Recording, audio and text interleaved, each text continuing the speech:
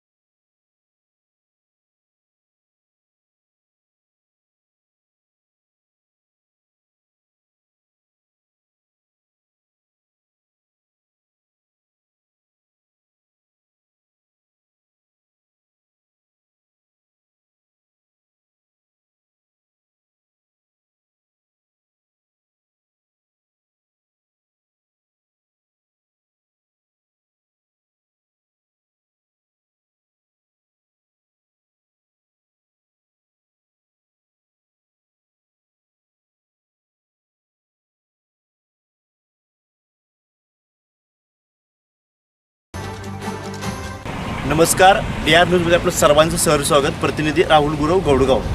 मित्रांनो, आज वार मंगळवार, तारीख आहे 23. 1-2 तासापूर्वी मग अशी पाऊस आणि वारा सोबत सुटला. त्या वाऱ्यामुळे आणि पावसामुळे, अवकाळी पावसामुळे म्हणलं तरी चालेल, काही घरावरचे पत्रे उडून गेलेत. तुम्ही या ठिकाणी बघू शकता मंगल कार्यालय. मंगलकारचं पत्र पण उडून गेलं काय, आणि तिथं पण 2 ठिकाणी पडलेलं बघितलं. त्यानंतर पाठीमागे तिकडं अजून एक मोठं गोडाऊन आहे. त्या गोडाऊनचं पण पत्र उडून गेलेलं आहेत. आणि अजून काही सविस्तर माहिती आपण यांच्याकडून घेऊया. सविस्तर त्यांचं नाव घेऊया.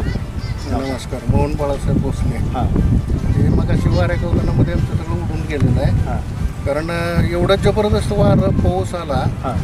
की मेहरबानी कोणी बाहेर नव्हतं, नाहीतर काहीतरी आखरीत घडलं असतं. दुखापत झाली की नाही कोणा? त्यात दुखापत नाही झाली, कारण लगेच सावरली लोक या वारवासाला आली लगेच. बरोबर. त्यामुळे भरपूर आमचं सोलर फुटलं, हां. पत्रे उडून गेलेत. पत्र कुठलं उडून गेलं? पत्रे 4-5 ठिकाणी उडलं बघितलं. 5-6 ठिकाणचे पत्रे उडलेत. परत कंपाऊंड पडलंय मोठं, आत्ताच नवीन केलेलं कंपाऊंड पडलंय. एवढं बरोबर. जबरदस्त वारा गावदान होता. आणि घरात बसलं काय? घरापासलंही काय, घराजवळचं पडलंय. घराच्या पुढचे केलेले कॅनोपीचे पत्रे उडून गेलेत सगळे वाऱ्याने. बरोबर. आता भरपूर नुकसान झालं मोठं. बघितलं, अवकाळी पावसामुळे भरपूर ह्यांचं नुकसान झालेलं आहे. हे म्हणजे कॅल्क्युलेशन बी करता येणार नाही आपल्याला, कारण 5 ते 6 ठिकाणचं पत्र उडून गेलं आहे. आणि 2 ठिकाणी भिताड पण आपण पडलेलं बघितलं. आणि हिने आता सांगितलं कंपाऊंडचं भिताड नवीन बांधकाम केलं होतं, तेही पडलेलं आहे. पूर्ण पूर्ण पडलं कंपाऊंडवर. प्रतिनिधी राहुल गुरव.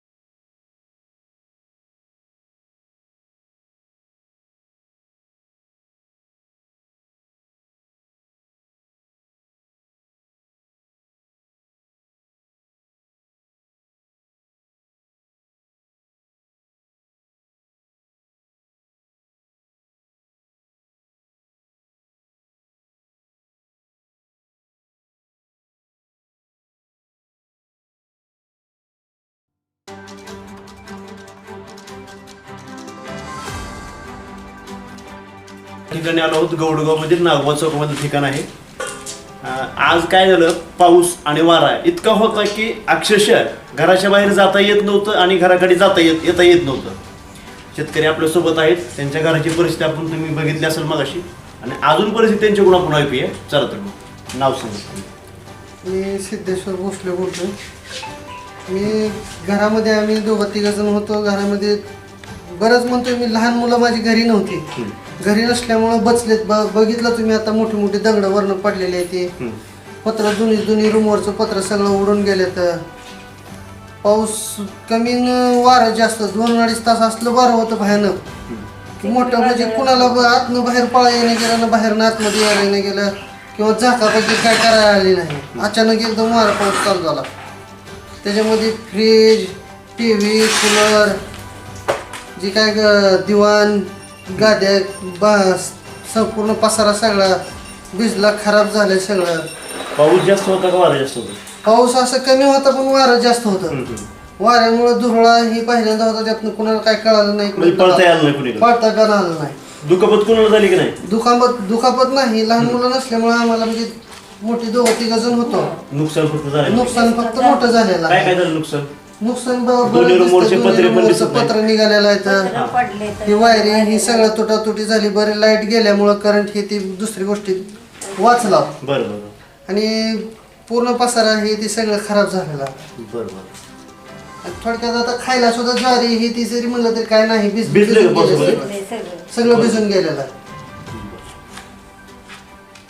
अवकाळी पावसामुळे दोन्ही रूमवरचे पत्रे उडून गेलेत आणि त्यांच्या काय वस्तूचंही नुकसान झालेलं आहे. आणि तुम्ही बघितलं असेल मगाशी की दोन्ही रूमवरचे पत्रे एकही पत्र राहिलेलं नाही, सगळं फुटलेलं आहे आणि मोठमोठे दगडही वरनं खाली पडले आहेत. हे अवकाळी पावसामुळे बरेचशा शेतकऱ्यांचं म्हणलं तरी चालेल किंवा कुटुंबाचं नुकसान झालेलं आहे. प्रतिनिधी राहुल गुरव, DR न्यूज.